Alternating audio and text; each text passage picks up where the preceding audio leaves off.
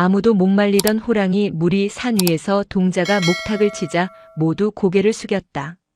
무당의 구판을 박살내고 왕의 침소에 산군들을 부른 놀라운 아이. 천관산의 겨울은 바람보다 소리가 먼저 살을 베었다. 해가 늙은 짐승의 눈빛처럼 붉게 저물면 골짜기마다 짐승들이 울어댔다. 그 울음은 배고픔의 호소가 아니었다.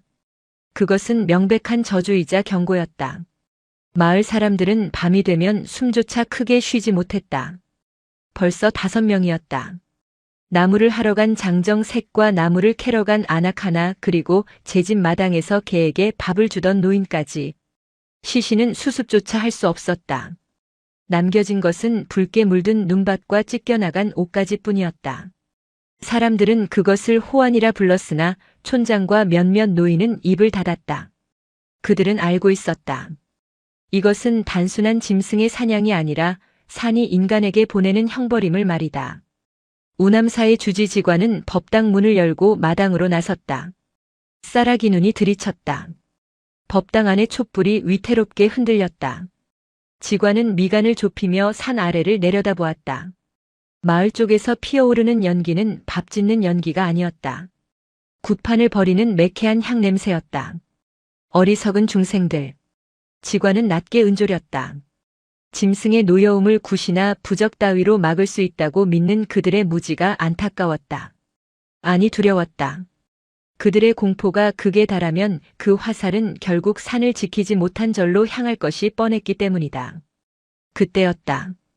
일주문 밖 앙상한 감나무 아래 무언가가 웅크리고 있었다. 짐승인가 싶어 지관은 쥐고 있던 염주를 힘주어 잡았다. 그러나 그것은 짐승치고는 너무 작았다. 회색 승복을 입은 작은 등.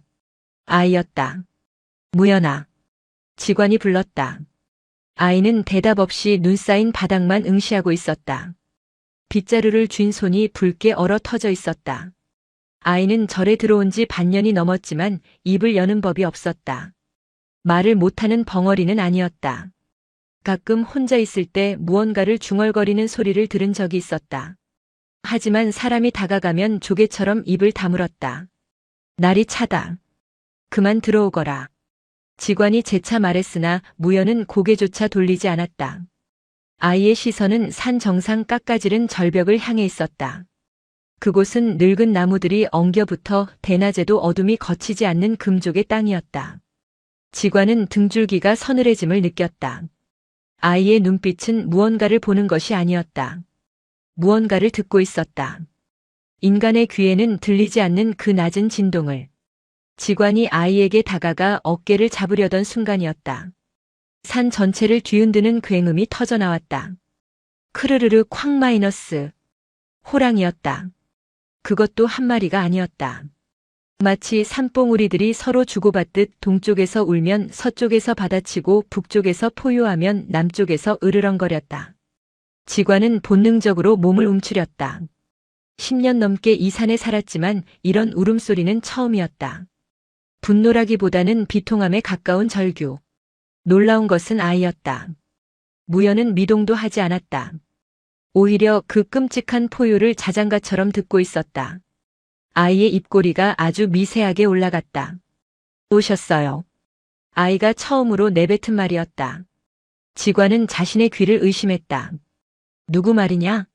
누가 왔다는 게냐? 무연은 천천히 고개를 돌려 지관을 올려다보았다. 칠흑 같은 눈동자 속에 붉은 달이 비쳤다. 배고픈 분들이요. 밥이 아니라 원한을 씹으러 오셨어요. 그날 밤 마을의 외양간 3곳이 박살났다. 소는 한 마리도 죽지 않았으나 소를 지키던 장정 2명의 목이 뜯겨나갔다. 그들의 머리는 마을 어귀 장승 위에 가지런히 올려져 있었다. 그것은 명백한 조롱이자 선전포고였다. 마을 인심이 흉흉해지자 우남사를 찾는 발길도 끊겼다. 간혹 올라오는 이들은 시주를 하러 오는 신도가 아니라 험악한 표정의 포수들이나 관아의 이방들이었다. 그들은 절 마당을 제 집 안방처럼 휘젓고 다니며 짐승의 흔적을 찾았다. 스님은 정말 못 보셨소? 이 근방이 놈들의 길목인데. 호랑이 잡는 귀신이라 불리는 곽포수가 곰방대를 털며 물었다. 그의 얼굴 반쪽은 오래전 짐승에게 긁힌 흉터로 일그러져 있었다.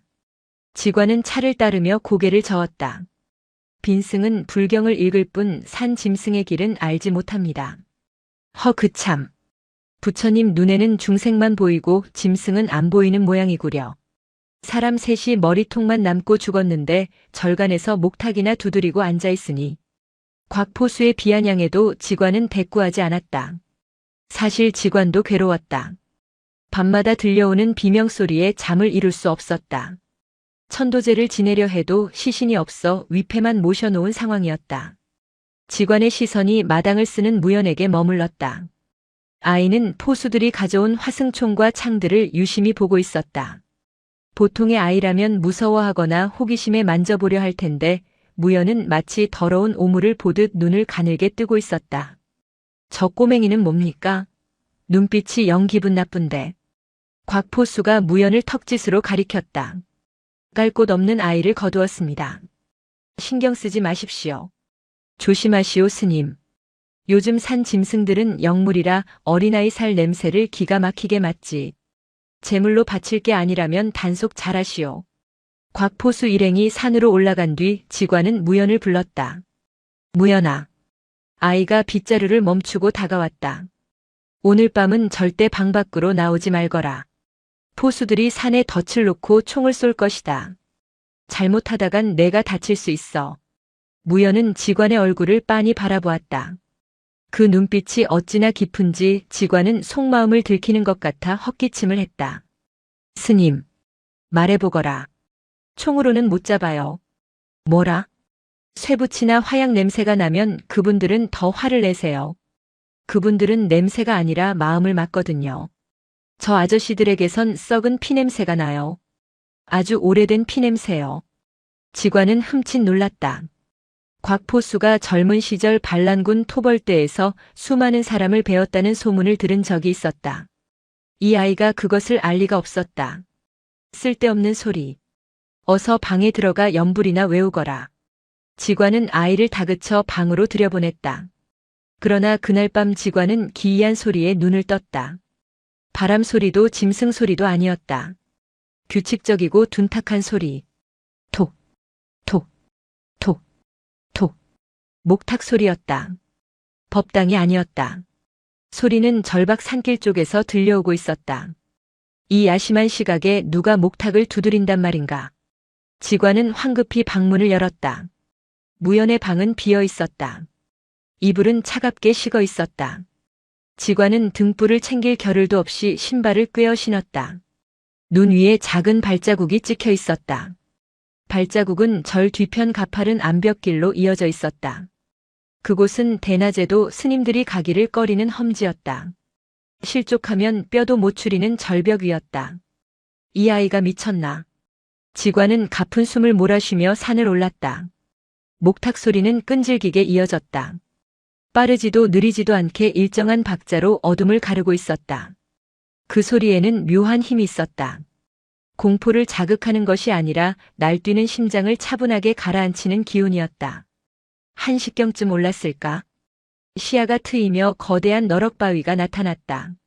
달빛이 쏟아지는 바위 끝에 작은 그림자가 앉아 있었다. 무연이었다. 아이는 절벽을 등지고 앉아 목탁을 두드리고 있었다. 그리고 지관은 보았다. 그가 평생 잊지 못할, 아니 믿을 수 없는 광경을. 지관은 숨소리조차 낼 수 없었다.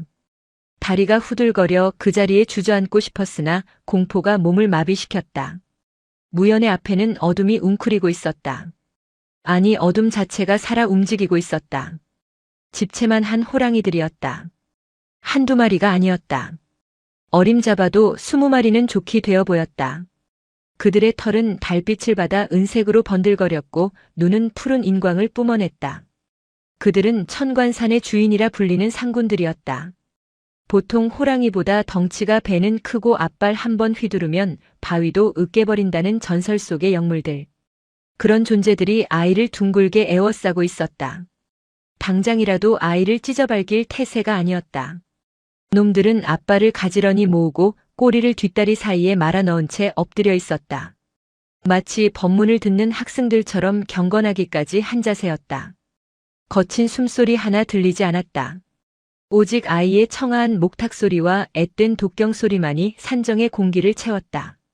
나무아미타불, 관세음보살.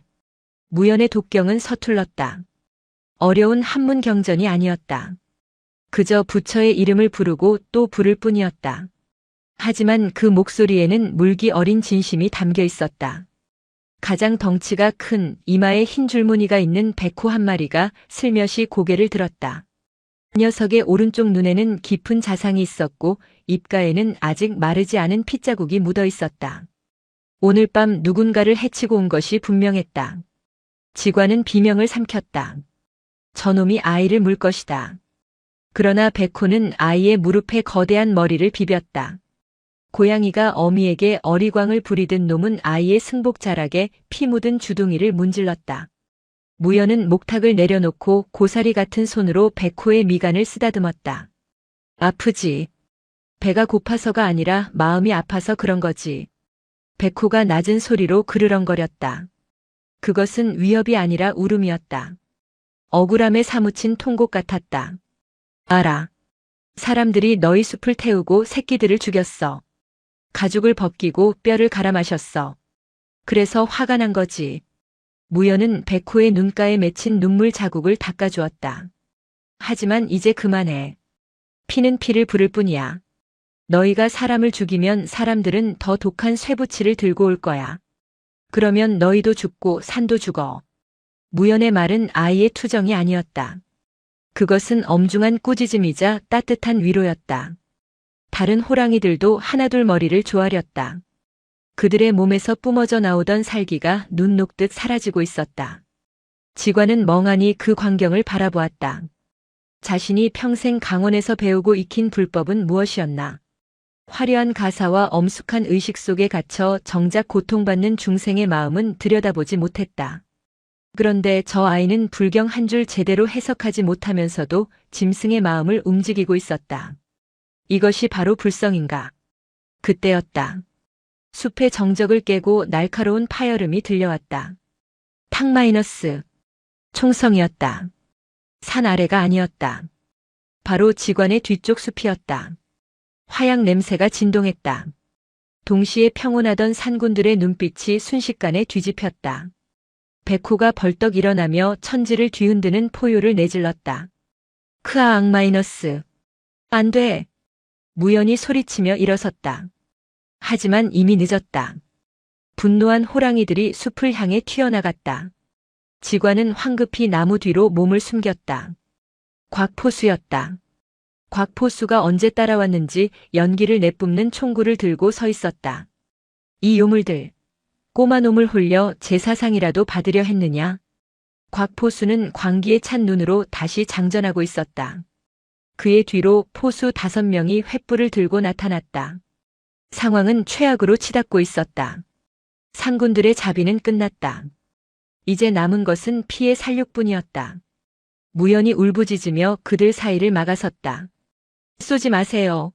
제발 쏘지 마세요. 비키거라 꼬마야. 저놈들은 짐승이 아니다. 사람 맛을 본 악귀들이야. 곽포수가 고함을 치며 방아쇠를 당기려는 찰나였다. 백호가 바람처럼 날아올라 곽포수의 어깨를 덮쳤다. 비명과 함께 곽포수의 팔이 허공으로 날아갔다. 으악! 횃불이 바닥에 떨어지며 마른 낙엽에 불이 붙었다. 불길은 순식간에 번져나갔다. 비명과 포효 타오르는 불꽃 속에서 산 정상은 생지옥으로 변해갔다. 지관은 떨리는 다리를 부여잡고 뛰쳐나갔다. 아이를 구해야 했다. 하지만 무연은 도망치지 않았다. 아이는 불길 한가운데 서서 목탁을 다시 집어들었다.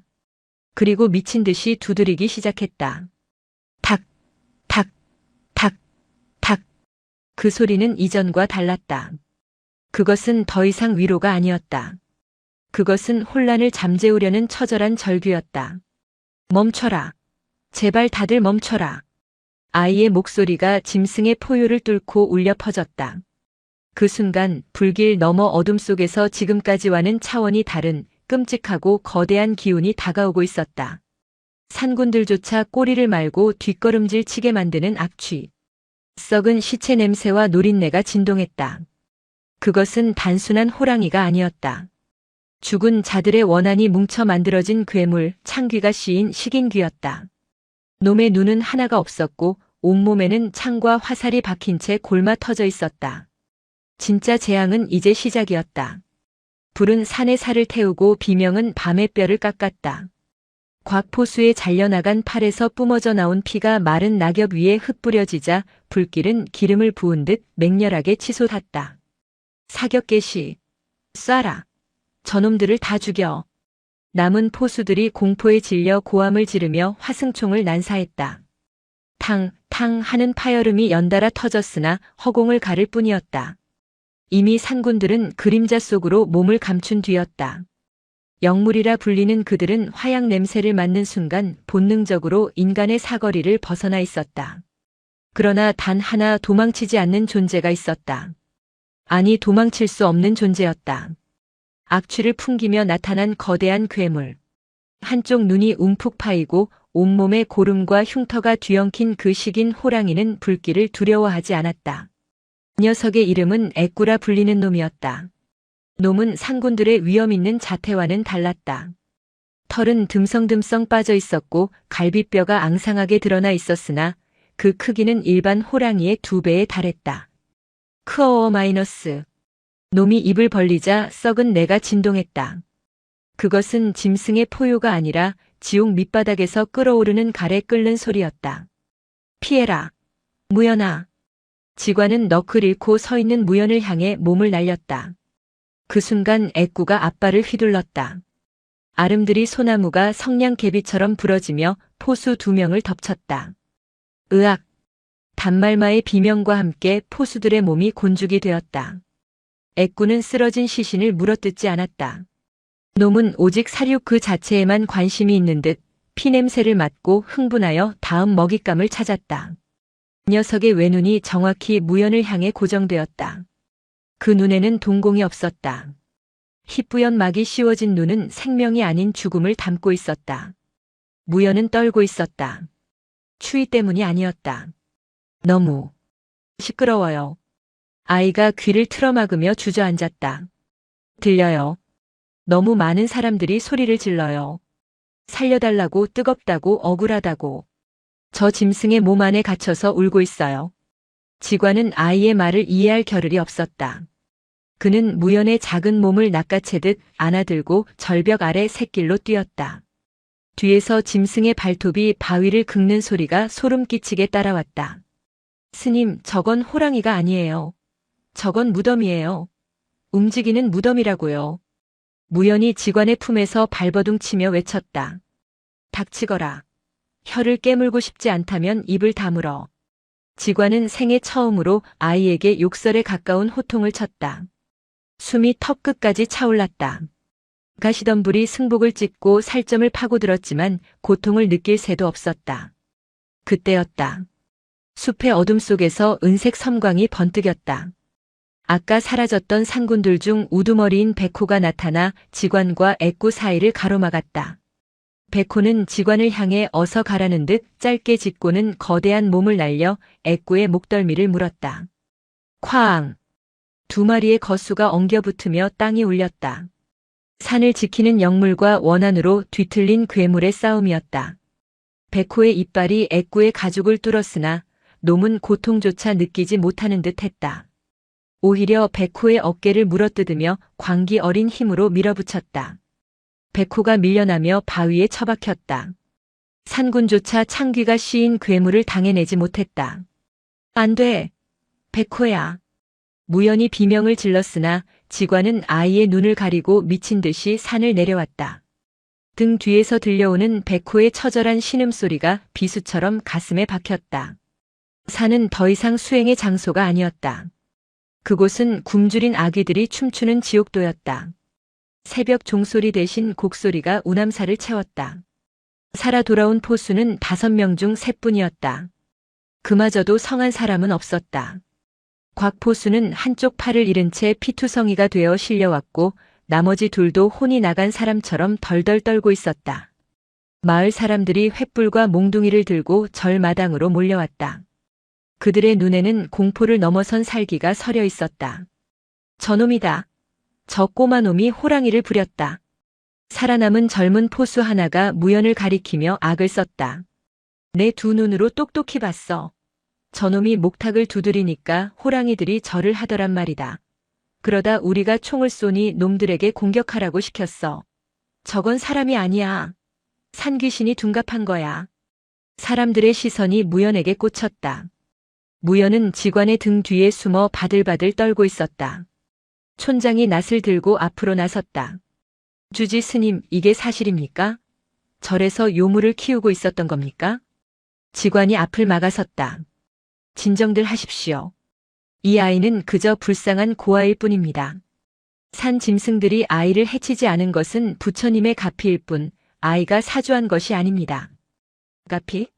사람 팔다리가 뜯겨나갔는데 가피 타령이요? 누군가 돌을 던졌다. 직관의 이마에 맞아 피가 흘러내렸다. 붉은 피가 눈을 가렸지만 직관은 물러서지 않았다. 그때 대웅전 마루에 누워있던 곽포수가 신음하며 입을 열었다. 아니다. 그의 목소리는 갈라져서 잘 들리지 않았다. 사람들이 웅성거리며 조용해졌다. 저놈은 그냥 짐승이 아니야. 곽포수는 허공을 향해 헛손질을 하며 중얼거렸다. 그의 눈은 초점이 없었다. 20년 전이다. 북쪽 오랑캐 마을을 토벌할 때였어. 우리가 불을 질렀지. 아이들과 노인들을 창고에 가두고 나오지 못하게 문을 걸어 잠그고 불을 질렀어. 마을 사람들은 침을 삼켰다. 곽포수의 과거는 공공연한 비밀이었으나 당사자의 입으로 듣는 참상은 끔찍했다. 그때 마을 뒤편 굴에서 호랑이 새끼 한 마리가 튀어나왔어. 어미 잃은 놈이었지. 내가 재미삼아 그놈의 한쪽 눈을 쏴서 터뜨렸다. 죽이지 않고 살려보냈어. 고통스럽게 살다가 죽으라고. 곽포수의 몸이 경련을 일으켰다. 어제 본 그놈이다. 그의 꾼은 놈의 몸에 박혀있는 화살들. 다 내가 쏜 거야. 놈은 짐승이 아니야. 그때 불타 죽은 마을 사람들의 원혼이 그놈 가죽을 뒤집어 쓰고 온 거야. 나를 데려가려고. 곽포수는 피를 토하며 기절했다. 마당에는 무거운 침묵이 내려앉았다. 사람들은 곽포수의 말이 헛소리라 치부하고 싶었지만 어젯밤의 참상을 떠올리면 소름이 끼쳐 견딜 수가 없었다. 그때 무연이 직관의 등 뒤에서 걸어 나왔다. 아이의 눈은 더 이상 두려움에 떨고 있지 않았다. 기이할 정도로 차분하게 가라앉은 눈동자였다. 맞아요. 그 호랑이 몸에는 수백 명의 사람이 매달려 있어요. 그들은 배가 고픈 게 아니라 억울해서 우는 거예요. 곽 아저씨의 팔을 가져간 건 곽 아저씨가 그 팔로 불을 질렀기 때문이에요. 아이의 목소리는 서늘했다. 마을 사람들은 뒷걸음질 쳤다. 어린아이의 입에서 나올 수 있는 말이 아니었다. 이 요물, 내 놈이 저주를 퍼붓는구나. 촌장이 낫을 치켜들었으나 직관이 아이를 감싸 안았다. 물러가시오. 오늘은 다들 제정신이 아니니 돌아가시오. 내일 날이 밝는 대로 이 아이와 함께 관하로 가겠소. 그러니 제발 절에서는 살생을 멈추시오. 직관의 필사적인 외침에 사람들은 씩씩거리며 물러났다. 하지만 그들의 눈빛은 말하고 있었다. 내일 날이 밝으면 절을 불태워서라도 아이를 끌어내겠다는 것을.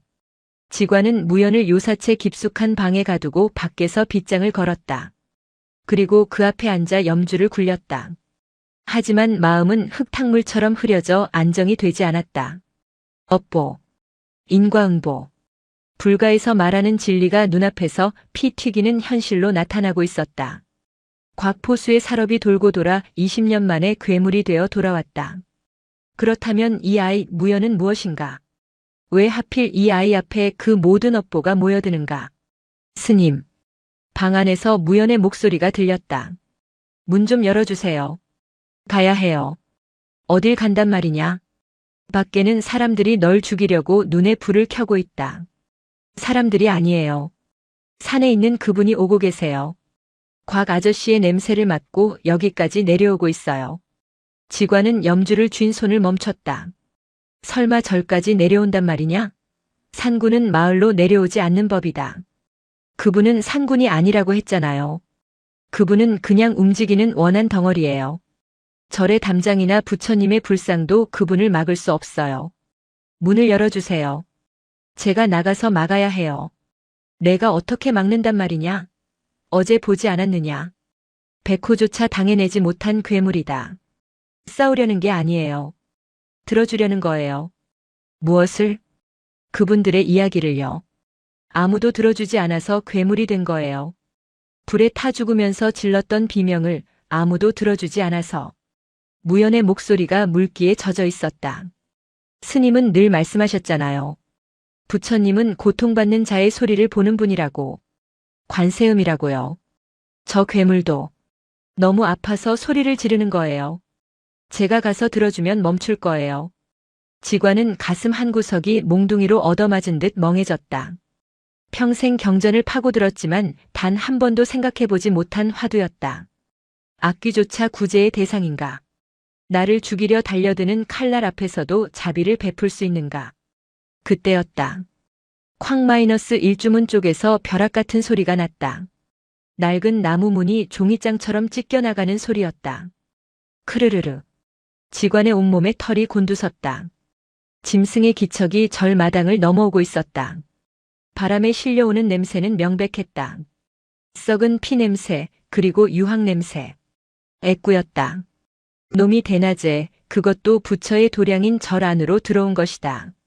마당에 있던 늙은 공양주 보살이 비명을 지르며 부엌으로 숨어들었다. 지관은 떨리는 다리를 일으켜 세웠다. 손에 쥔 염주가 유일한 무기였다. 방 안에서 무연히 문을 두드렸다. 스님, 문 열어요. 빨리요. 곽 아저씨를 죽일 거예요. 지관은 빗장으로 손을 뻗었다. 하지만 손이 움직이지 않았다. 두려움 때문인가 아니면 아이를 보호하려는 본능 때문인가. 마당 한가운데 애꾸가 서 있었다. 어제보다 더 흉측한 몰골이었다. 백호에게 물린 목덜미에서는 검은 피가 뚝뚝 떨어지고 있었고 외누는 핏발이 서 더욱 붉게 타오르고 있었다. 놈의 시선은 정확히 곽포수가 누워있는 대웅전을 향해 있었다. 놈이 발을 떼었다. 묵직한 발이 땅을 디딜 때마다 기왓장이 흔들렸다. 지관은 결심한 듯 눈을 질끈 감고 빗장을 풀었다. 끼익 하는 소리와 함께 방문이 열렸다. 무연이 튀어나왔다. 아이의 손에는 어제처럼 목탁이 들려 있었다. 하지만 이번에는 도망치거나 숨지 않았다. 아이는 신발도 신지 않은 맨발로 눈 덮인 마당으로 뛰어내려갔다. 괴물과 아이. 압도적인 죽음의 형상 앞에 선 한 줌의 생명. 무연은 애꾸의 앞을 가로막고 섰다. 놈과 아이의 거리는 불과 5걸음. 놈이 입김을 불면 아이가 날아갈 거리였다. 애꾸가 걸음을 멈췄다. 놈은 고개를 숙여 자신의 발밑에 있는 작은 존재를 내려다보았다. 놈의 입에서 끈적한 침이 뚝뚝 떨어져 아이의 머리 위로 떨어졌다. 오셨군요. 무연이 입을 열었다. 목소리는 떨리지 않았다. 많이 아프죠? 20년이나 기다리느라 많이 힘들었죠?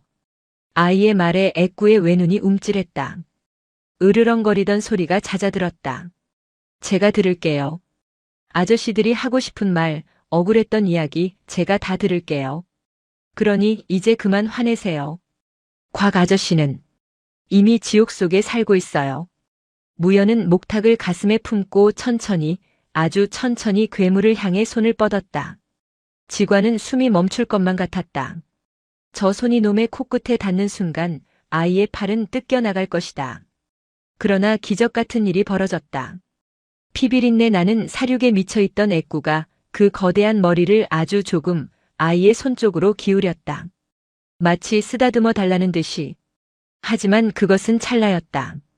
대웅전 문이 벌컥 열리며 피투성이의 곽포수가 기어나왔다. 그의 손에는 장전된 화승총이 들려 있었다. 이 악귀놈. 같이 죽자. 탁-. 총성이 고요한 산사의 아침을 찢었다. 총알은 괴물이 아니라 괴물을 막아서고 있던 아이의 어깨를 스치고 지나갔다. 붉은 피가 눈 위에 흩뿌려졌다.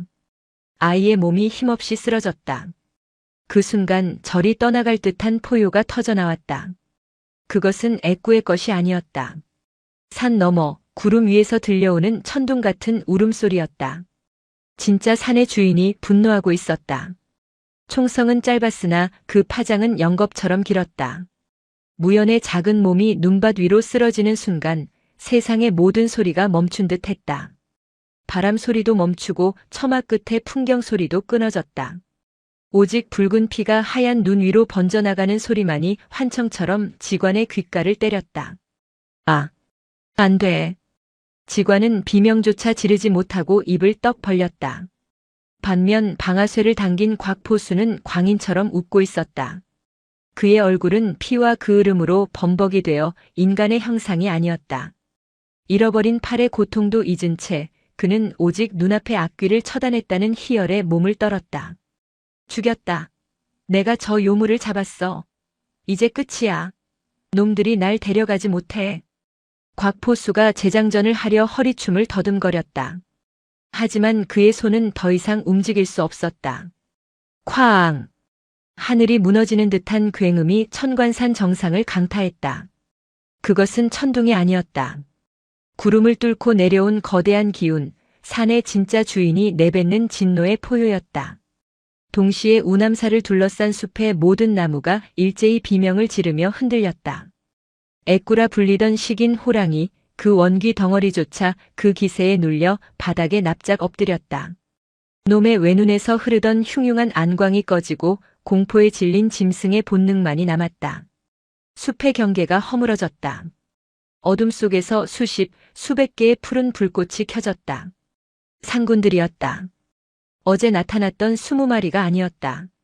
이 산의 깊은 골짜기, 인간의 발길이 닿지 않는 심연에 숨어있던 늙은 호랑이들까지 모두 내려온 것이었다. 그들의 선두에는 어젯밤 지관이 보았던 백호가 서 있었다. 그러나 백호조차 감히 앞서지 못하고 길을 터주는 존재가 있었다. 눈보라를 가르고 나타난 것은 호랑이라기보다는 하나의 거대한 산맥 같았다.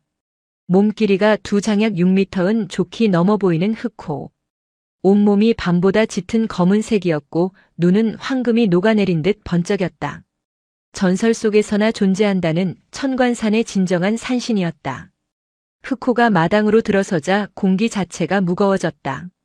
지관은 숨이 막혀 바닥에 주저앉았다. 흑호는 쓰러진 무연에게 다가갔다. 거친 숨을 몰아쉬며 피를 흘리는 아이의 냄새를 맡았다. 그리고 고개를 돌려 곽포수를 바라보았다. 그 눈빛은 분노가 아니었다. 그것은 완벽한 경멸이자 차가운 심판이었다. 으악, 저리 가란 말이다. 곽포수가 뒷걸음질 치다 대웅전 기둥에 부딪혔다. 화승총을 들어 올렸으나 손이 덜덜 떨려 조준조차 할 수 없었다. 흑호는 움직이지 않았다. 대신 낮게, 아주 낮게 그르렁거렸다. 그 소리는 명령이었다. 그 신호와 함께 뒤에 대기하고 있던 산군들이 일제히 곽포수를 향해 쇄도했다. 아악! 곽포수의 비명은 길게 이어지지 못했다. 백호가 그의 남은 팔을 물어뜯었고 다른 호랑이들이 그의 다리를 낚아챘다. 살점이 튀고 뼈가 으스러지는 소리가 적막한 산사를 가득 채웠다. 그것은 사냥이 아니었다. 처형이었다. 지관은 아이를 품에 안고 웅크렸다. 등 뒤에서 들려오는 끔찍한 소리를 막아주려 아이의 귀를 틀어막았다. 그러나 무연은 정신을 잃어가면서도 눈을 뜨고 있었다. 보지 마라. 무연아, 제발 보지 마. 지관이 애원했으나 무연의 시선은 허공을 향해 있었다. 울고 있어요. 아이는 피 섞인 목소리로 속삭였다. 곽 아저씨가 울고 있어요. 너무 무서워서 엄마를 찾고 있어요. 지관은 소름이 돋았다. 짐승에게 뜯겨 죽어가는 살인귀의 마음까지 들여다보는 이 아이는 대체 누구란 말인가. 그때 엎드려 있던 애꾸는 괴물이 꿈틀거렸다. 산군들의 시선이 곽포수에게 쏠린 틈을 타 놈은 피냄새를 맡고 미쳐 날뛰기 시작했다. 놈의 목표는 곽포수가 아니었다. 피를 흘리고 있는 가장 약한 존재 무연이었다. 애꾸가 지관과 무연을 향해 도약했다. 썩은 내가 코를 찔렀다. 지관은 본능적으로 아이를 감싸 안고 등을 돌렸다. 날카로운 발톱이 승복을 찢고 등짝을 핥히었다. 타는 듯한 고통이 밀려왔으나 지관은 아이를 놓지 않았다. 놈이 입을 벌려 직관의 목덜미를 물려는 찰나 검은 그림자가 벼락처럼 내리꽂혔다. 흑호였다. 산신이라 불리는 흑호가 애꾸의 허리를 물고 그대로 마당 구석으로 내동댕이 쳤다. 쿠당탕 마이너스 돌로 된 석등이 박살나고 담장이 무너져 내렸다. 애꾸는 비명을 지르며 일어났으나 흑호의 앞발에 다시금 짓눌렸다. 체급 자체가 달랐다. 흑호는 애꾸의 목을 물어뜯지 않았다. 그저 압도적인 힘으로 누르며 제압하고 있을 뿐이었다. 그 사이 절 아래쪽에서 횃불무리가 올라왔다. 마을 사람들이었다. 총소리를 듣고 촌장과 장정 수십 명이 낫과 창, 쇠스랑을 들고 난입했다. 그들은 처참한 광경을 목격하고 얼어붙었다. 사지가 찢긴 채 널브러진 곽포수의 시신, 무너진 담장, 피투성이가 된 주지, 스님과 동자승, 그리고 마당을 가득 메운 수십 마리의 호랑이들. 이게 무슨 변고란 말인가? 촌장이 다리가 풀려 주저앉았다. 사람들은 공포에 질려 뒷걸음질 쳤으나 그중 혈기 왕성한 청년 몇몇이 성을 잃고 소리쳤다. 저놈들이 곽포수님을 죽였다. 사람 맛을 본 짐승들은 다 죽여야 해. 불을 질러라. 놈들을 태워 죽여. 광기는 전염병처럼 번졌다. 누군가 들고 있던 횃불을 대웅전 쪽으로 던졌다. 오래된 목조 건물은 불길에 취약했다. 메마른 나무 기둥에 불이 붙자 삽시간에 화염이 치솟았다. 멈추시오. 안 됩니다. 직관이 피를 흘리며 일어섰다. 이곳은 부처님을 모신 도량입니다. 그리고 짐승들은 우리를 해치려는 게 아닙니다. 하지만 사람들의 귀에는 아무것도 들리지 않았다.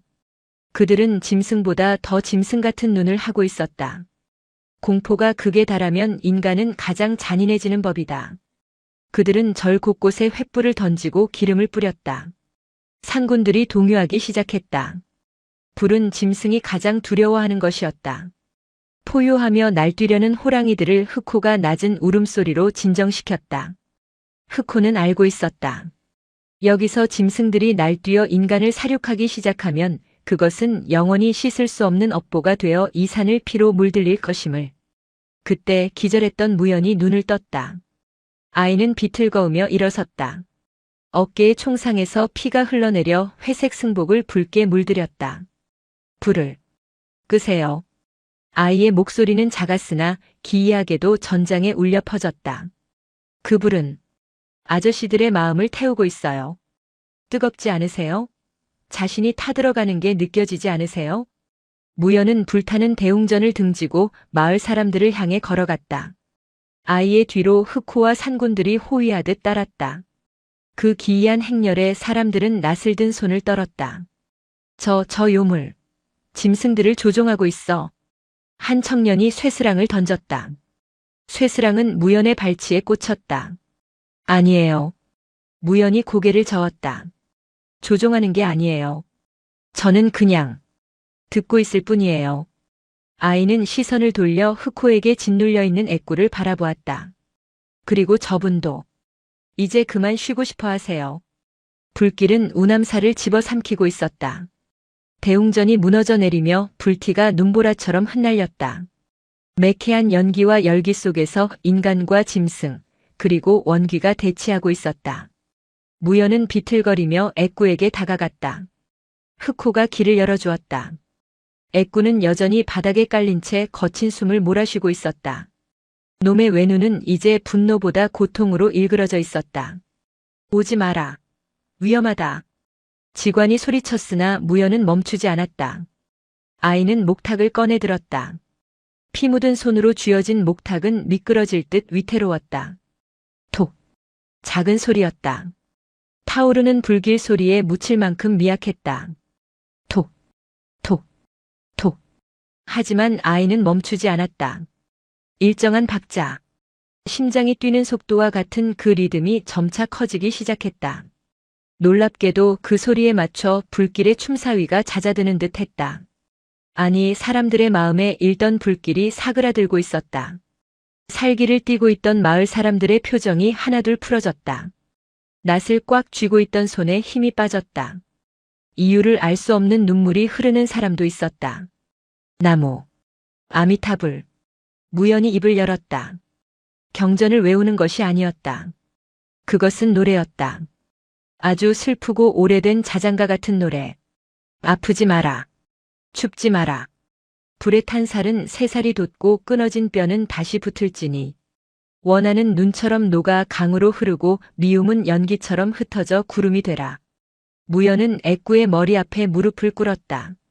괴물의 입에서 썩은 피냄새와 유황냄새가 뿜어져 나왔지만 아이는 눈 하나 깜짝하지 않았다. 많이 뜨거웠죠? 20년 전 그 창고 안에서 엄마 품에 안겨 죽어가던 아가야. 지관은 숨을 들이켰다. 애꾸의 정체. 곽포수가 쏘아 죽인 늙은 호랑이가 아니었다. 20년 전 학살당한 마을 사람들, 그 중에서도 가장 고통스럽게 죽어간 어린아이의 원혼이 짐승의 몸을 빌려 태어난 것이었다.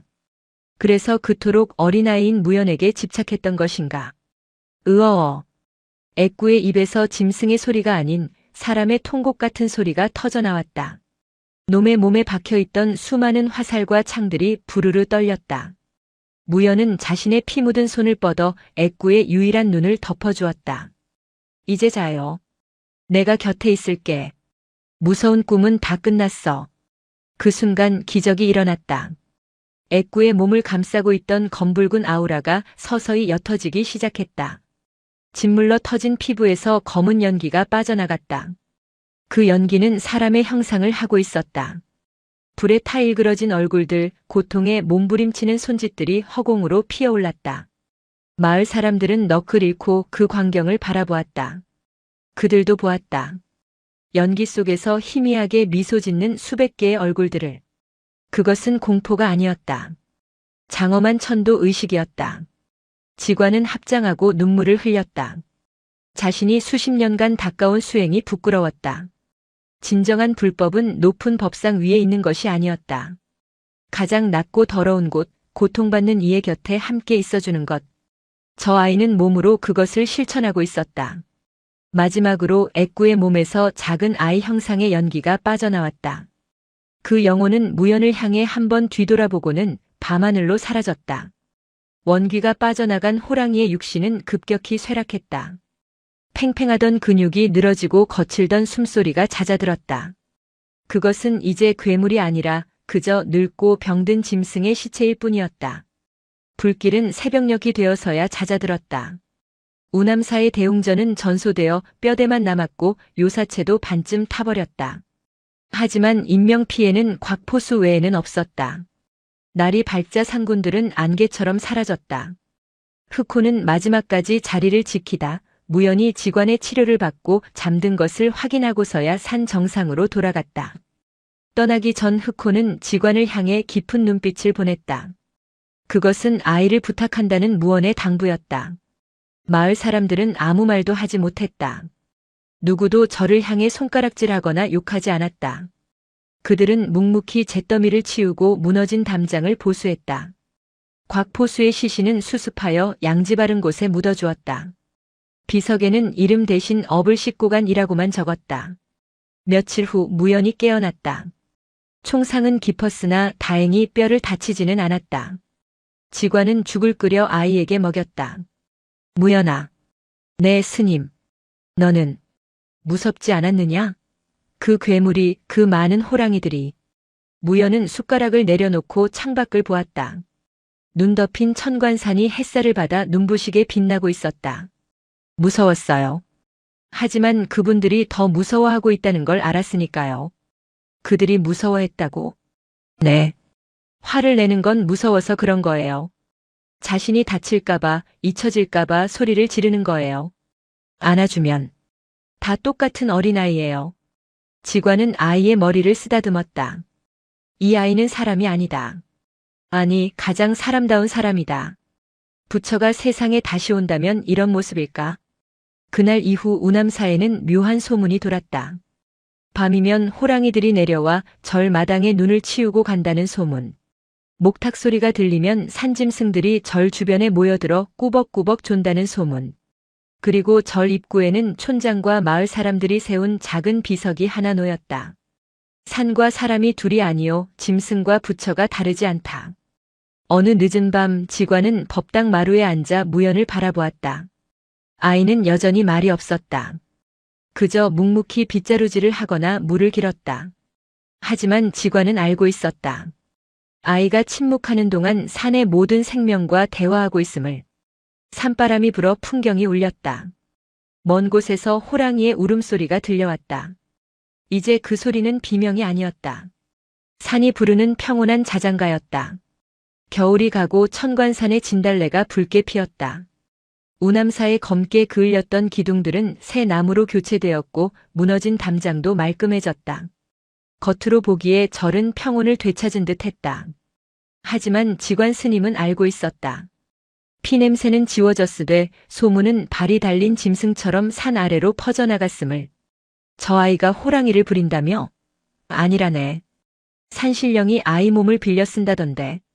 시주를 핑계로 절을 찾는 이들이 늘었다. 그들은 부처님께 절을 올리기보다는 빗자루질을 하는 무연을 훔쳐보기에 바빴다. 개 중에는 병을 고쳐달라며 아이의 옷자락을 붙잡고 늘어지는 노파도 있었고 복권을 사듯 아이의 머리카락을 뽑아가려는 장사치도 있었다. 무연은 그 모든 소란 속에서도 여전했다. 칭송에도 우쭐하지 않았고 무례함에도 화내지 않았다.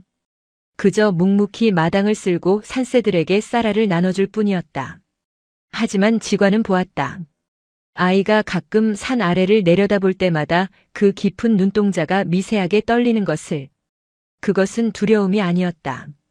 다가올 흉조를 감지한 짐승의 예민한 본능이었다. 어느 날 늦은 오후였다. 유난히 까마귀가 시끄럽게 울어대던 날 화려한 가마 한 채와 관군 수십 명이 일주문으로 들이닥쳤다. 절을 찾던 신도들이 겁을 먹고 길을 비켰다. 가마에서 내린 인물은 비단 관복을 입은 중년 사내였다. 관아의 현감이 아니었다. 복색으로 보아 한양에서 내려온 고관대작이 분명했다. 그의 이름은 조대감. 임금의 총애를 얻고 도술과 기이한 물건을 수집하기로 유명한 권세가였다. 그리고 그의 뒤로 또 한 사람, 아니 사람이라기엔 기운이 너무도 음습한 여인이 따르고 있었다. 붉은 입술에 창백한 피부, 허리에는 무당들이 쓰는 방울을 찬 여인. 장안 최고의 무녀라 불리는 매화였다. 이곳 주지가 누구냐? 조대감의 목소리는 낮고 거만했다. 지관이 합장하며 앞으로 나섰다. 빈승이 주지 지관입니다. 귀한 분들이 누추한 곳에는 어인일로 오셨습니다. 조대감은 지관을 본체만체하며 마당을 훑었다.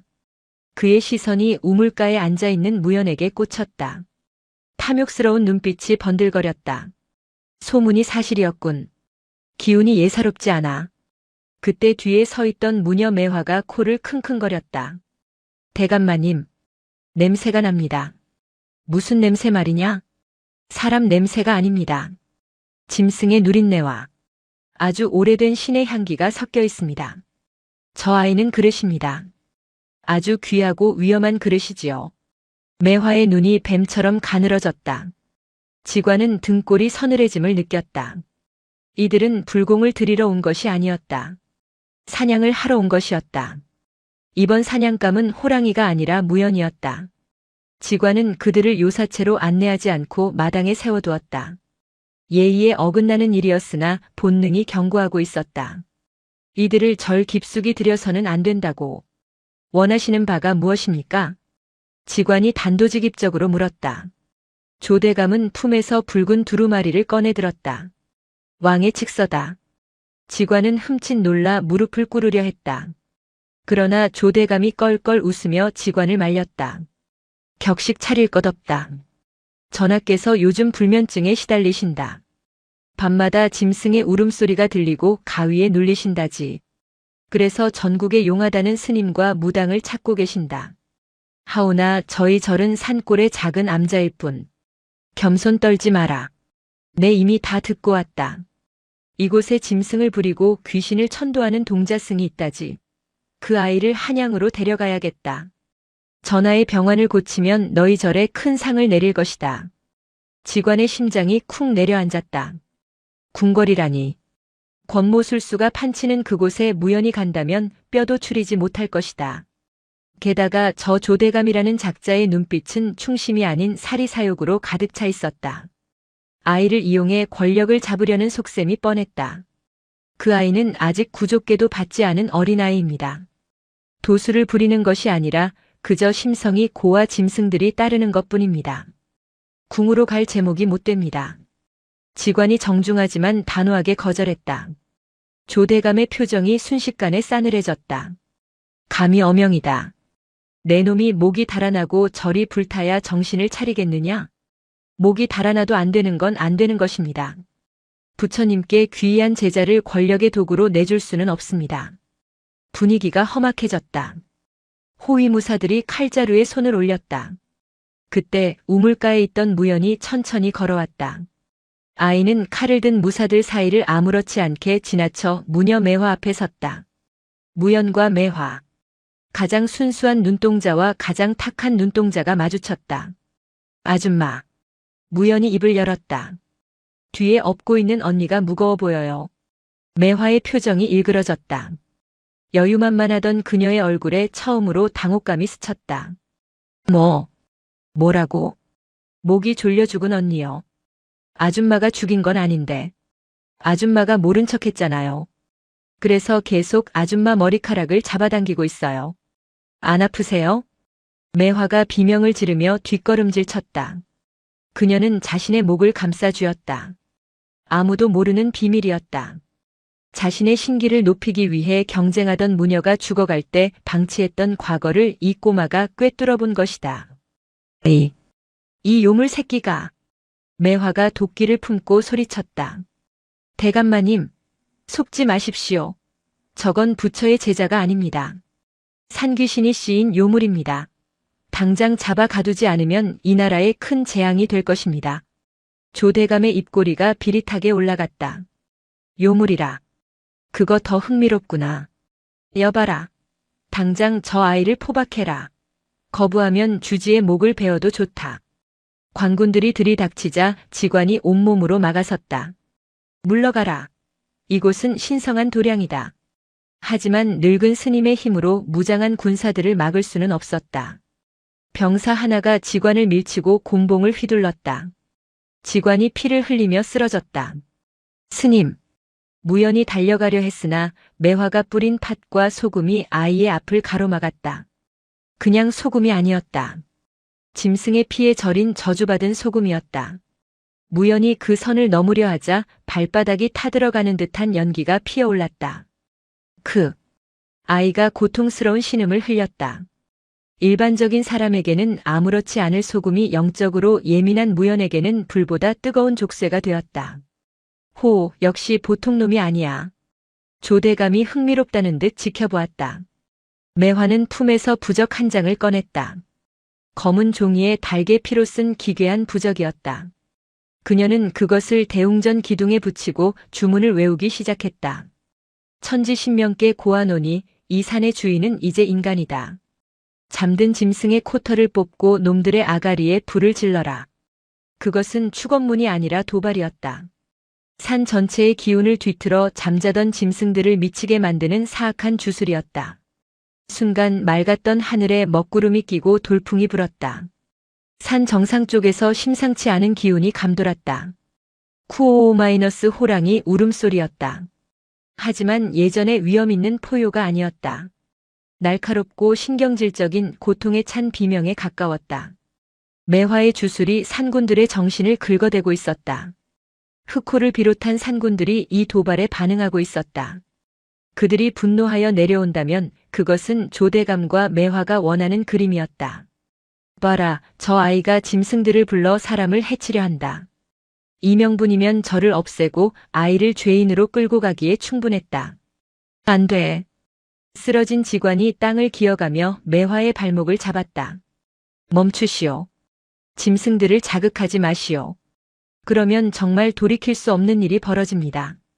매화는 차갑게 웃으며 직관의 손을 짓밟았다. 그걸 원해서 하는 겁니다. 땡중 양반. 호랑이가 내려와서 관군 몇 놈 물어 죽여야 저 아이가 요물이라는 증거가 되지 않겠소? 그때였다. 고통스러워하던 무연이 고개를 들었다. 아이의 눈동자가 변해 있었다. 검은 눈동자 위로 황금색 안광이 서서히 차오르고 있었다. 그것은 흑호의 눈빛과 닮아 있었다. 그만해. 아이의 목소리가 굵고 낮게 깔렸다. 9살 아이의 목소리가 아니었다. 산 전체를 울리는 공명음이었다. 내 집 마당에서 더러운 짓 하지 마라. 무연의 몸에서 뿜어져 나온 기운이 매화가 쳐놓은 결계를 산산조각 냈다. 피 묻은 소금이 사방으로 튀고 대웅전 기둥에 붙어있던 부적이 저절로 불타올랐다. 매화가 비틀거리며 피를 토했다. 주술이 역류한 것이다. 이 기운은 매화는 공포에 질린 눈으로 무연을, 아니 무연의 등 뒤에 아른거리는 거대한 그림자를 보았다. 호랑이였다. 하지만 살아있는 호랑이가 아니었다. 이 산이 생겨날 때부터 존재했던 산 자체의 영혼이 아이의 등 뒤에서 이빨을 드러내고 있었다. 조 대감마저 뒷걸음질 쳤다. 단순한 신동이나 기인을 잡으러 온 줄 알았는데 그들은 건드려서는 안 될 영린을 건드린 것이다. 무연히 천천히 일어섰다. 이제 아이는 합장하지 않았다. 대신 바닥에 떨어진 빗자루를 꽉 쥐었다. 나가세요. 2발로 걸어 나갈지 4발로 기어 나갈지는 당신들이 선택해요. 천관산의 짐승들이 일제히 울부짖었다. 이번엔 고통이 아니었다. 왕의 명령에 응답하는 군대의 함성처럼 산 전체가 진동하기 시작했다. 매화의 주술이 깨지고 무연히 내뿜은 압도적인 기세의 관군들은 얼어붙었다. 그들은 보았다. 아이의 뒤에 일렁이는 거대한 검은 그림자를. 그것은 환각이라 하기엔 너무도 선명한 살기였다. 이게 무슨 조화인가? 칼을 빼들었던 병사가 뒷걸음질 치다 엉덩방아를 찧었다. 산 정상에서 불어닥친 바람이 나뭇가지를 흔들자 숲 전체가 마치 수만 마리의 호랑이가 웅크리고 있는 듯한 형상으로 변했다. 조대감은 식은땀을 흘렸다. 그는 산전수전 다 겪은 노예한 정치가였으나 이런 원초적인 공포는 처음이었다. 이것은 권력으로 누를 수 있는 성질의 것이 아니었다. 하지만 그의 눈동자 깊은 곳에는 공포와 함께 더욱 짙은 탐욕이 피어올랐다. 이 힘이다. 이 아이를 손에 넣으면 나는 왕조차 쥐고 흔들 수 있다. 조대감은 비틀거리는 매화를 부축하며 소리쳤다. 철수하라. 전열을 정비한다. 그것은 패배가 아닌 전략적 후퇴였다. 지금 당장 이 신령스러운 기운과 맞붙어봤자 병사들만 잃을 뿐이었다. 쥐도 구석에 몰리면 고양이를 무는 법, 하물며 호랑이를 품은 아이이매랴. 관군들이 썰물처럼 빠져나갔다. 그들의 뒷모습은 쫓기는 패잔병과 다를 바 없었다. 일주문의 정막이 찾아오자 무연의 몸을 지탱하던 황금빛 안광이 사그라들었다. 아이는 끈 떨어진 인형처럼 털썩 주저앉았다. 무연아. 지관이 피 묻은 몸을 이끌고 기어가 아이를 안았다. 무연의 몸은 불덩이처럼 뜨거웠다. 스님. 갔나요? 그래, 갔다. 내가 쫓아냈다. 다 끝났다. 아니요. 무연이 고통스럽게 숨을 몰아쉬며 고개를 저었다. 이제 시작이에요. 저 사람들은 창귀보다 더 지독해요. 창귀는 배가 부르면 멈추지만 저 사람들은 배가 부를수록 더 먹으려 해요. 지관은 아이의 말을 부정할 수 없었다. 조대감이 남기고 간 눈빛은 사냥을 포기한 자의 눈이 아니었다. 더 큰 그물을 가져오겠다고 다짐하는 사냥꾼의 눈이었다. 그날 밤 상군들이 내려왔다. 백호와 흑호를 비롯한 수십 마리의 호랑이들이 절마당을 가득 메웠다. 그들은 알아놓은 무연의 방 주변을 에워싸고 밤새도록 엎드려 있었다. 그들의 체온이 차가운 산사의 밤 공기를 데웠다. 흑호가 방문 창호지에 거대한 머리를 대고 깊은 숨을 불어넣었다. 마치 자신의 생명력을 아이에게 나눠주려는 듯 했다. 방 안에서 잠꼬대처럼 아이의 목소리가 흘러나왔다. 미안해. 나 때문에 너희가 갇히게 될 거야. 흑호는 낮은 소리로 그르렁거렸다. 그것은 우리는 너를 위해 죽을 수도 있다는 맹세였다. 하지만 무연은 알고 있었다.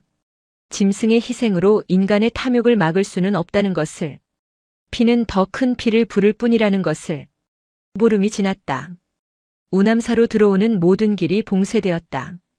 조대감은 군대를 물린 대신 더욱 비열한 수를 썼다. 산 아래 마을 사람들을 하나둘 잡아들이기 시작한 것이다. 죄목은 요승을 숭배하고 영모를 꾸민 죄였다. 비명소리가 산 아래에서부터 메아리쳐 올라왔다. 촌장이 끌려가고 무연에게 떡을 건네주던 할머니가 포승줄에 묶였다. 식량 공급이 끊긴 절은 고립무원이 되었다. 비겁한 놈들. 지관은 분노에 치를 떨었다. 차라리 칼을 들고 쳐들어올 것이지 죄 없는 백성들을 인질로 삼아 아이를 압박하다니. 무연은 법당 마루에 앉아 산 아래를 내려다보고 있었다. 아이의 표정은 담담했다. 이미 결심이 선 얼굴이었다. 스님, 말해보거라. 저 갈게요. 한양으로. 지관은 쥐고 있던 찻잔을 떨어뜨렸다. 쨍그랑 파편이 튀었다. 그게 무슨 소리냐? 거기가 어디라고 가겠다는 게야. 가면 죽는다. 내가 가진 그 힘을 뽑아내고 껍데기만 남겨 죽일 게야. 알아요. 무연은 바닥에 떨어진 찻잔 조각을 주었다. 날카로운 파편에 손가락이 베어 피가 맺혔으나 아랑곳하지 않았다.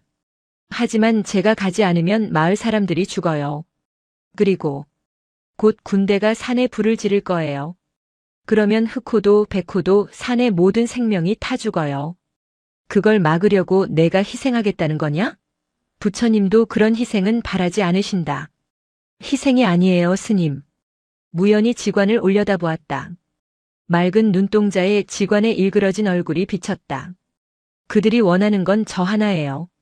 제가 그들의 욕망 속으로 들어가면 적어도 이 산은 평화로워질 거예요. 진흙 속에 들어가야 연꽃이 피잖아요. 저는 그 진흙탕이 무섭지 않아요. 지관은 오열했다. 9살 아이가 감당하기엔 너무도 가혹한 운명이었다. 하지만 막을 명분이 없었다.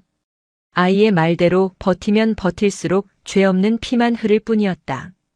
다음 날 아침 무연은 회색 승복 한 벌과 낡은 목탁 하나만을 챙겨 일주문을 나섰다. 절 입구에는 조대감이 보낸 가마가 대기하고 있었다. 떠나기 전 무연은 숲을 향해 합장했다. 숲의 그림자 속에서 흑호가 걸어 나왔다. 거대한 짐승은 가마꾼들이 기절초풍할 만큼 가까이 다가와 무연의 앞에 멈췄다. 무연은 흑호의 젖은 코에 이마를 맞댔다. 따라오지 마. 울지도 마. 너희가 울면 내가 슬퍼. 흑호는 울지 않았다. 다만 아이의 냄새를 영원히 기억하려는 듯 깊이 들이마셨다.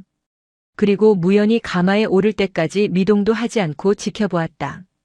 가마 문이 닫히고 행렬이 움직이기 시작했다. 그제야 흑호는 하늘을 향해 고개를 들었다. 소리 없는 포효. 입은 벌렸으나 소리는 내지 않는 세상에서 가장 슬픈 작별 인사가 구름 위로 흩어졌다. 한양은 거대했다. 그리고 냄새가 났다. 가마 창틈으로 내다본 도성은 화려한 기와집과 비단 옷을 입은 사람들로 가득했으나 무연의 코에는 썩은 내가 진동했다. 그것은 시체 냄새가 아니었다. 살아있는 자들의 부패한 마음에서 나는 악취였다. 저 안에 요물 아이가 타고 있다며? 호랑이 귀신이 씌었다던데. 구경꾼들이 가마를 향해 돌을 던지거나 수군거렸다. 무연은 눈을 감고 목탁을 쥐었다. 산속의 호랑이들보다 저작거리의 사람들의 눈빛이 더 맹수 같았다. 가마는 곧바로 궁궐로 들어갔다. 구중궁궐. 겹겹이 쌓인 담장은 감옥의 창살 같았다. 무연히 안내된 곳은 왕의 침전이 있는 강령전 옆 급하게 지어진 별채였다. 이름은 기원정사라 붙어 있었으나 실상은 부적과 붉은 밧줄로 결계를 친 감옥이었다. 왔구나. 어둠 속에서 익숙한 목소리가 들렸다. 무녀 매화였다. 그녀는 한결 건강해진 모습이었으나 눈빛은 더욱 탁해져 있었다. 내 너를 얼마나 기다렸는지 아느냐. 내 덕분에 내 영역이 더 강해졌어. 내가 쏜 그 기운을 받아먹고 되살아났지. 매화는 무연의 주위를 빙글빙글 돌았다. 여긴 산이 아니다. 흑호도 없고 너를 지켜줄 땡중도 없어. 이곳은 내 구역이다. 왕을 뵙게 해주세요. 무연이 담담하게 말했다. 건방지구나. 전하께서는 옥체 미령하시어 아무나 만날 수 없다. 너는 여기서 얌전히 기만 빨리면 된다. 내가 가진 그 산신의 기운을 뽑아 전하께 바칠 것이다. 그러면 전하의 병도 낫고 너는 글쎄다 빈 껍데기가 되어 죽겠지. 그때 별채의 문이 열리며 내관이 들어왔다. 전하의 명이다. 아이를 드리라 하신다. 매화의 표정이 찌그러졌다. 조대감이 손을 쓴 모양이었다. 조대감은 매화에게 힘을 전적으로 실어주기보다는 무연을 직접 왕에게 보여 자신의 공을 과시하고 싶어 했다. 악인들끼리의 알력 다툼이었다. 무연은 내관을 따라 강령전으로 들어갔다. 약 냄새와 향 냄새가 섞여 숨쉬기조차 힘든 공간. 수많은 촛불이 켜져 있었으나 방 안은 어두웠다. 용상에 앉아있는 왕은 초라했다. 눈은 퀭하고 피부는 잿빛이었다. 그는 허공을 향해 손을 휘저으며 무언가와 싸우고 있었다. 저리 가라. 저리 가. 내 자리가 아니다. 아니, 내 자리다. 왕은 환영을 보고 있었다. 자신이 죽인 이복 동생들의 원혼, 자신을 옥죄는 신하들의 그림자. 그는 미쳐가고 있었다. 전하, 데려왔사옵니다. 조대감이 득이양양한 목소리로 고했다. 왕이 고개를 돌려 무연을 보았다. 순간 왕의 동공이 지진이라도 난 듯 흔들렸다. 일반 사람들은 무연을 그저 어린아이로 보거나 기이한 요물로 보았다.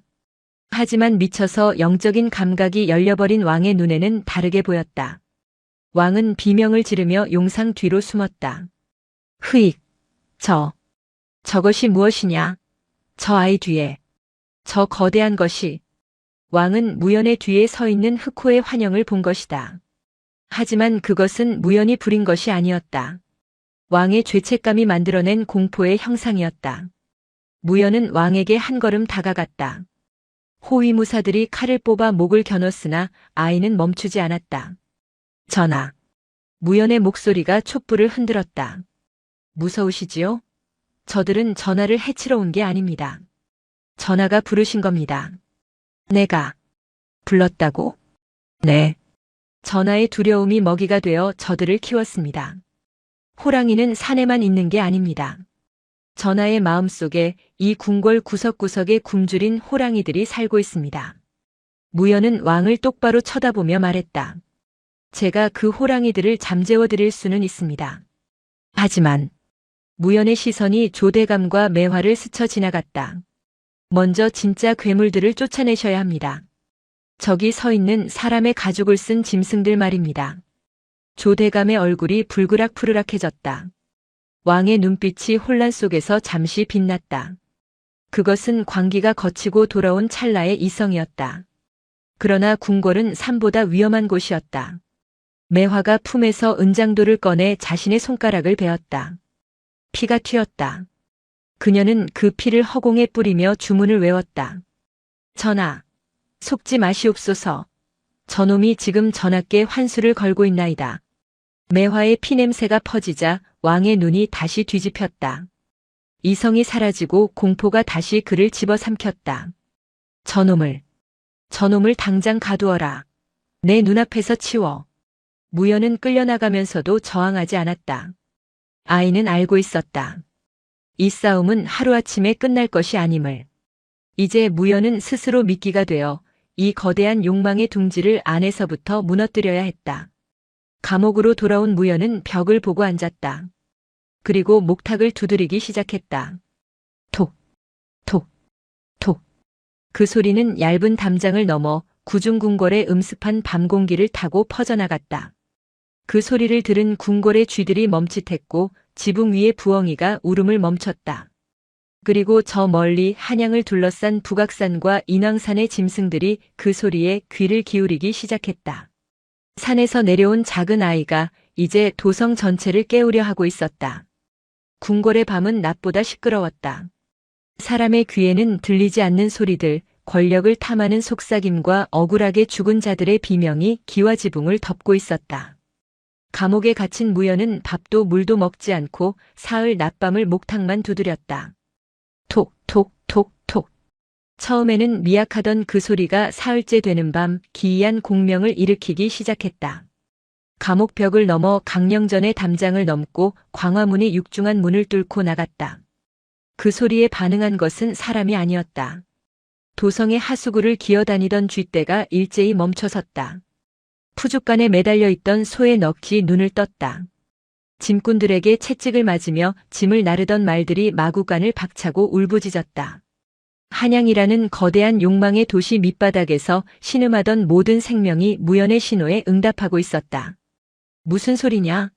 이 밤중에 어디서 북소리가 들린단 말이냐? 강령전에서 잠을 청하던 왕이 벌떡 일어났다. 내관들은 아무 소리도 들리지 않는다고 했으나 왕의 귀에는 천둥소리처럼 들려왔다. 같은 시각 별채에 머물던 조대감과 매화는 마지막 의식을 준비하고 있었다. 매화는 궁궐의 우물물에 수은과 독초를 탄 검은 물을 받아놓고 있었다. 오늘 밤이다. 아이의 진기를 완전히 뽑아낼 것이다. 저 목탁 소리가 멈추는 순간 아이는 빈 껍데기가 되고 그 힘은 대감의 것이 될 것입니다. 조대감은 탐욕에 젖은 눈으로 고개를 끄덕였다. 어서 해라. 왕의 숨이 깔딱거린다. 내일 아침이면 내가 이 나라의 주인이 될 것이다. 매화가 주문을 외우며 검은 물에 불을 붙였다. 푸른 불꽃이 솟아올랐다. 그 순간이었다. 감옥 쪽에서 들려오던 목탁 소리가 뚝 끊겼다. 성공인가? 조대감이 환희에 차소리쳤다. 하지만 그것은 착각이었다. 소리가 멈춘 것이 아니라 소리가 형체로 바뀐 것이었다. 콰앙- 궁궐의 북쪽 북악산 자락에서 거대한 그림자가 쏟아져 내려왔다. 호랑이였다. 한두 마리가 아니었다.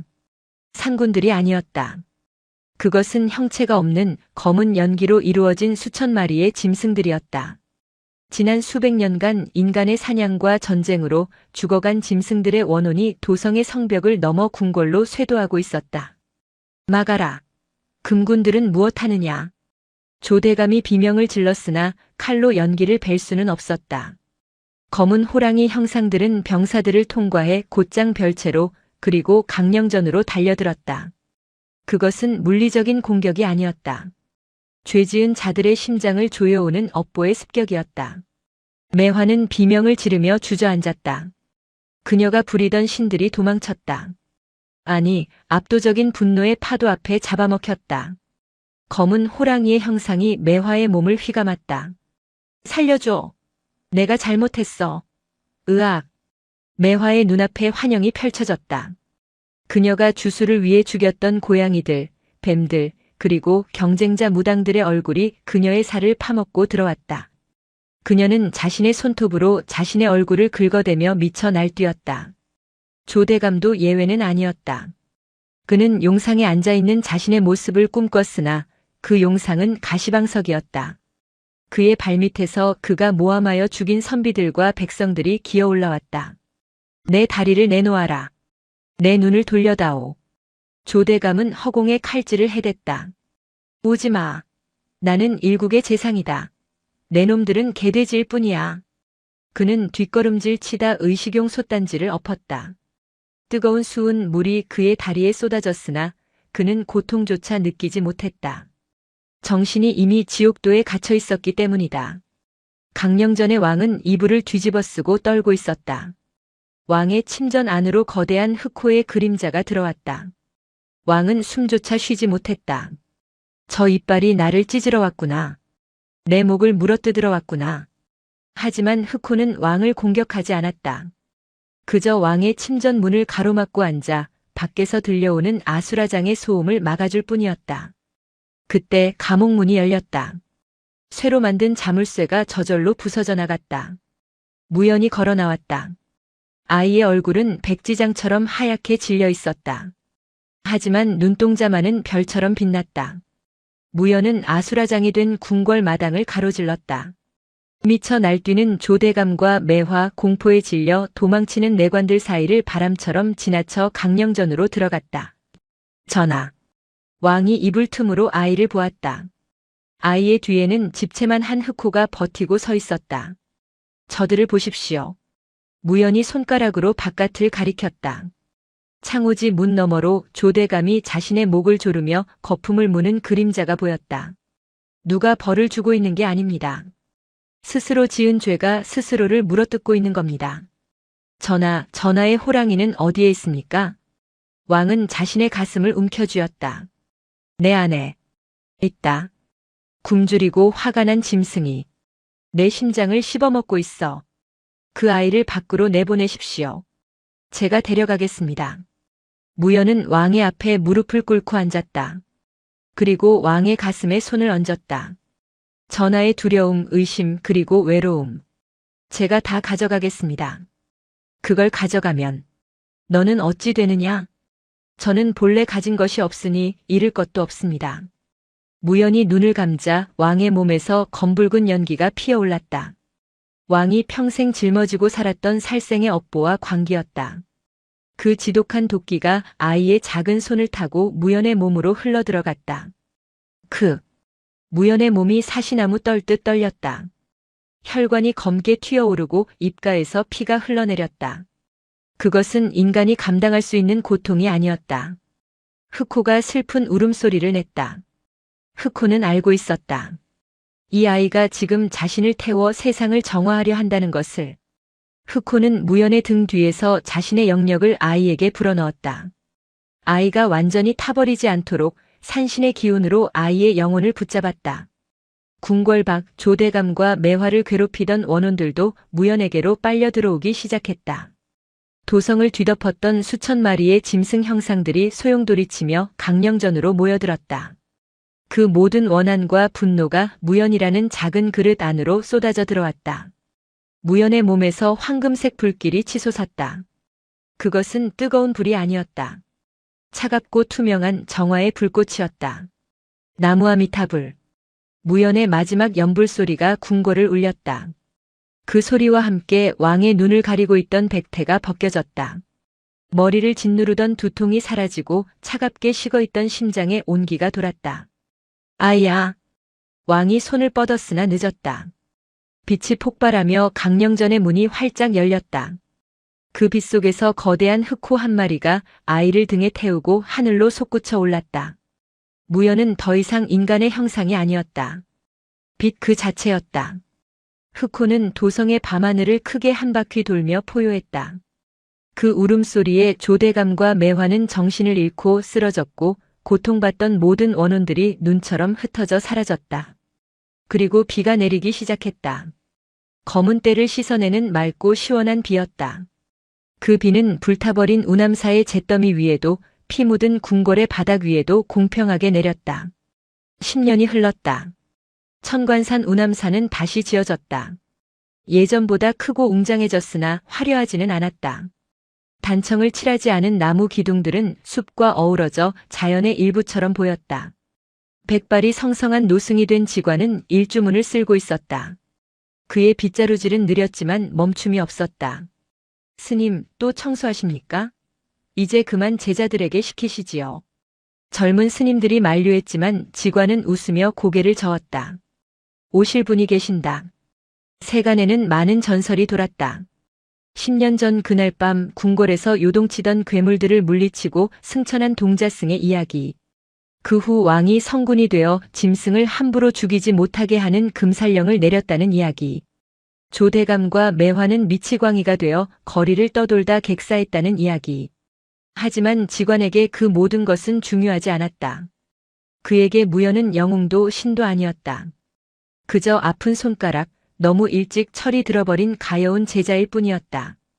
바람이 불었다. 숲이 흔들리는 소리가 파도 소리처럼 들려왔다. 직관은 허리를 펴고 산 정상을 바라보았다. 안개가 거친 바위 위에 익숙한 실루엣이 보였다. 거대한 호랑이 한 마리. 그리고 그 옆에 앉아있는 10년 전 모습 그대로인 작은 아이. 환영일까? 아니면 이 산이 보여주는 꿈일까? 그 호랑이는 늙고 병든 모습이 아니었다. 강인하고 윤기 흐르는 털을 가진 산의 제왕다운 모습이었다. 그리고 그 곁에 아이는 직관을 내려다보며 환하게 웃고 있었다.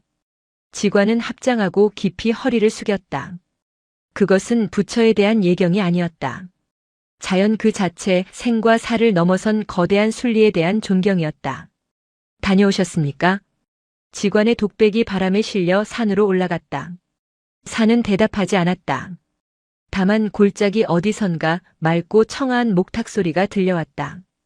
톡, 톡, 톡.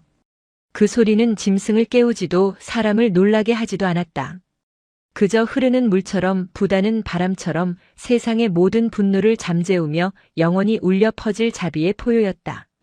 영상이 마음에 드셨다면 구독과 좋아요 부탁드립니다. 권력으로 모든 걸 덮으려는 사람들에게 가장 필요한 벌은 무엇이라고 생각하시나요? 여러분의 의견을 나눠주세요. 나눠주세요. 나눠주세요. 나눠주세요. 나눠주세요.